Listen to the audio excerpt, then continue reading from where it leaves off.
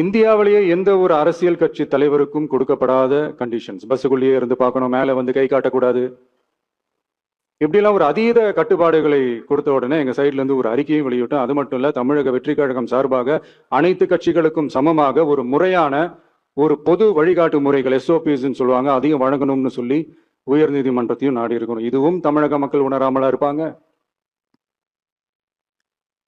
இப்படி ஒரு அரசியல் காழ்ப்புடன், நேர்மை திறனற்று நம்மளை பத்தி குற்றம் சாட்டியுள்ள குறுகிய மனம் கொண்ட முதல்வர் அவர்களுக்கு ஒரு சில கேள்விகள். உச்ச நீதிமன்றத்தில், அதாவது 13/10/2025 அன்னைக்கு உச்ச நீதிமன்றத்தில் நடந்த அந்த விவாதங்களை வைத்தும் அந்தந்த உத்தரவுகளை வைத்தும் இந்த கேள்விகள்.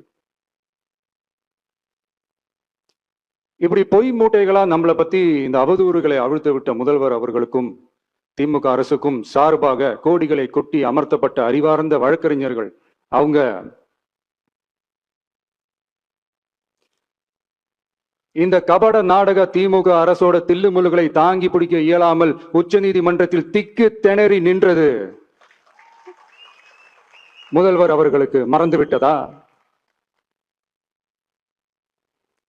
கரூர் சம்பவத்துக்கு அப்புறமே அவசரமா ஒரு தனிநபர் ஆணையம், அந்த தனிநபர் ஆணையத்தை அவமதிக்கிற மாதிரி அரசு உயர் அதிகாரிகள், காவல்துறை உயர் அதிகாரிகள் எல்லாருமே நம்மளை பத்தி ஃபுல்லா இந்த அவதூறுகள் பரப்பி ஒரு செய்தியாளர்கள் சந்திப்பு அவசரமா. இதெல்லாம் ஏன் நடக்குது, எதுக்காக நடக்குது அப்படின்னு ஒட்டுமொத்த தமிழக மக்களும் கேள்வி கேட்க ஆரம்பிச்சாங்க. இதுவும் தமிழக முதல்வர் மறந்துட்டாரா?